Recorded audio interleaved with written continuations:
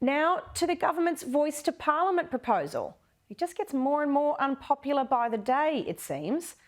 Today, there has been another plea from leading barristers warning that the Voice risks the courts being bogged down in legal challenges.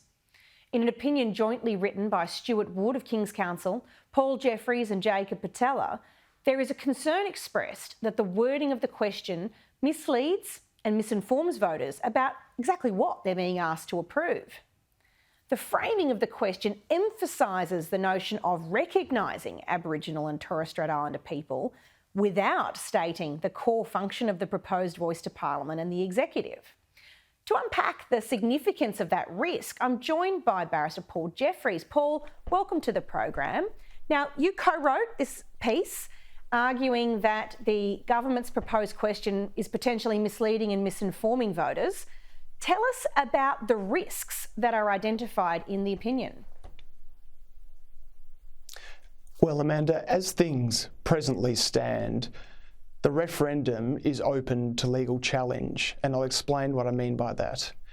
Section 128 of the Constitution sets the process for our constitutional change. It says that the majority of Australian people must approve the proposed law.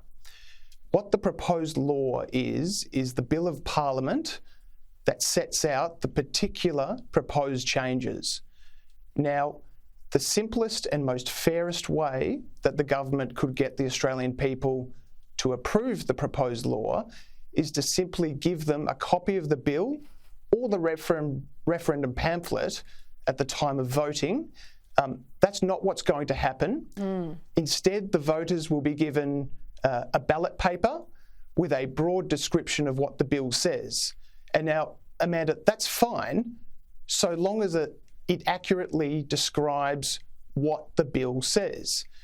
The problem for the presently proposed question, the description on the ballot paper, is that it wholly fails to state what is the purpose of the Voice in the first place, which is the ability to make representations to government.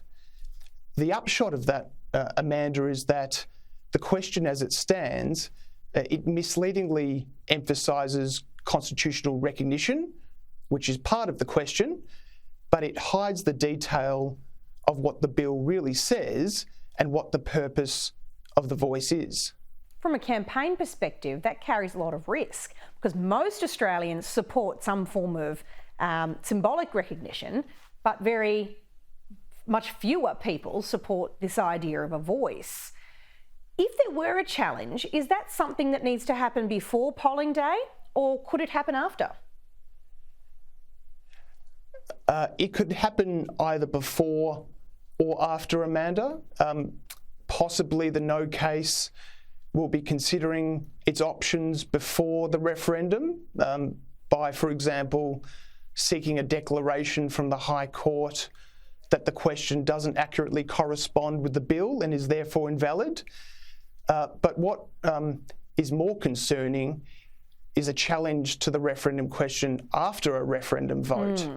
Because if that were to happen, it wouldn't just be the question that's being challenged, it would be the referendum result in its entirety. And if that were to happen, if there was to be a successful High Court challenge to the question, then Australia would be facing a constitutional crisis akin to Bush v. Gore after the 2000 US presidential election. And in a time that the referendum is seeking to unite Australians, that's the last thing that we need.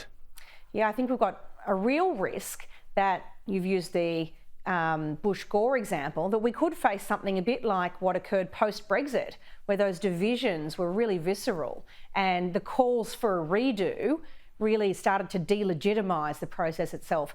Thank you so much, Paul, for your time tonight explaining that really important opinion that's been delivered by you and your colleagues.